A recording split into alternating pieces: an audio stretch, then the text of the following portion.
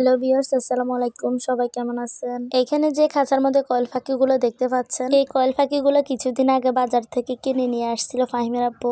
হয়তো আপনারা অনেকে দেখছিলেন আগের ভিডিওতে। এগুলো কিনে নিয়ে আসছিল বিশেষ করে ডিম পাড়ার জন্য। এগুলা নিয়ে আসার আগেও 4টা আনছিলাম, পরে আবার 8টা আনছিলাম। ডিম দিবে সেই আশায়। কেনার সময় ওনারাও বলছিল ডিম পারবে, কিন্তু ডিম তো পারছে না, উল্টা আমাদেরকে ফকির বানিয়ে দিচ্ছে। কারণ এগুলো প্রচুর পরিমাণে খাদ্য খায়। যে পরিমাণে খাদ্য খায়, ডিম পারতে পারতে আমাদেরকে ফকির বানিয়ে দিবে। তাই ভাবলাম ডিম পাড়ার অপেক্ষা করা যাবে না, এগুলাকে রোস্ট বানিয়ে খেতে হবে। তো যে বাবা সেই কাজ, আমরা চলে আসছি এগুলা জবাই করার জন্য। এদিক দিয়ে একটা পাখি হাতে নিয়ে আমার আম্মুটার সামনে ধরছে তার আব্বু। আর আমার আম্মুটা ফাঁকি পেয়ে এত খুশি হয়েছে যা বলার বাইরে। খামসি দিয়ে এমন ভাবে ধরছে একদম পাখির গায়ের পশমগুলো তুলে ফেলছে। পরে এর আব্বু পাখিটা নিয়ে যাওয়াতে মনটা খারাপ হয়ে গেছে। আবার যখন পরে পাখিটা দিছে, দেখুন মাশাআল্লাহ কতটা খুশি হয়েছে। আর কি জানি বলতেছে, মেয়েকে নিয়ে একটু পাখিগুলা দিয়ে দুষ্টামি করে। এরপরে আমরা পাখিগুলো জবাই করে দিলাম। জবাই করার পরে এই তো ফাহিমের আব্বু পাখিগুলো পরিষ্কার করতে বসে পড়ছে। এদিক দিয়ে আবার ফাহিমের আব্বু আমার সাথে ফাজলামি করে বলতেছে এগুলা জামা কাপড় গুলা খুলতেছি, গরম যে এটি জামা কাপড় ইয়ে করতে গরম যে জামা কাপড়। প্রথমে তো আমি বুঝতেই পারিনি কিসের জামা কাপড় খোলার কথা বলছে। পরে যখন বুঝতে পারলাম আমি তো হাসতে হাসতে শেষ। ও আসলে এমনই সবসময় আমার সাথে ইয়ার্কি ফাজলামি করেই থাকে।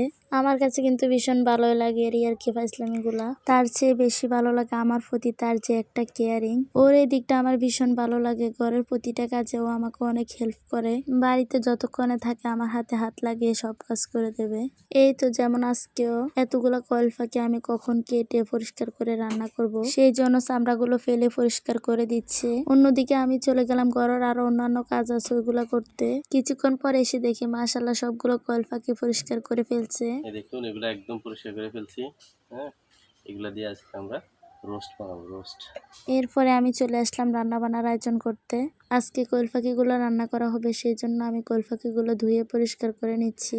আজকে রান্না করার জন্য আমি 6টা কয়েল পাখি নিয়েছি, বাকিগুলো ফ্রিজে রেখে দিছি। আর এগুলো রান্না করা হবে সেই জন্য এগুলো ভালো করে ধুয়ে পরিষ্কার করে নিচ্ছি। প্রথমে ভাবছিলাম কয়েল পাখিগুলো রোস্ট করব, সেই জন্য আস্ত রেখে দিয়েছি। পরে ভাবলাম আস্ত গোটা রান্না করলে তো বাচ্চাদের খেতে অসুবিধা হবে, সেই জন্য পরে একটু সাইজ করে কেটে ফেললাম।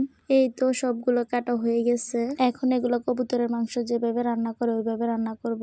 এদিক দিয়ে আমি আবার পেঁয়াজ, কাঁচামরিচ, টমেটো এগুলো কাটবো, সেই জন্য এগুলো ধুয়ে নিচ্ছি। এই তো বলতে না বলতে কাটা হয়ে গেছে। কি ম্যাজিক জানি আমি, দেখছেন? আজকে আমার রান্নার আয়োজনে থাকছে কয়েল পাখি বোনা আর পাতলা করে মসুরের ডাল। আর সেই জন্য আমি মসুরের ডালটাও ধুয়ে নিচ্ছি আর এক্ষুনি চলে যাব রান্না করতে। এই তো আমি রান্না করতে চলে আসছি। আজকে আমি কয়েল পাখির মাংসটা কবুতরের মাংস যেভাবে রান্না করে ঠিক ওইভাবে রান্না করব। সেই জন্য আমি সবগুলো ময় মশলা একসাথে দিয়ে মশলাটা ভালোভাবে কষিয়ে নেব। যে কোনো রান্নাতে মশলাটা যত বেশি কষাবেন রান্নাটা তত বেশি মজা হবে। এই তো মশলাটা ভালোভাবে কষানো হয়ে গেছে, এবার আমি মাংসটা দিয়ে দিলাম। মাংসটা একটু ভালোভাবে নেড়ে চেড়ে কষিয়ে এরপরে সুন্দরভাবে রান্না করে নেব। আজকের ভিডিওটা এই পর্যন্তই। সবাই ভালো থাকবেন। আল্লাহ হাফেজ।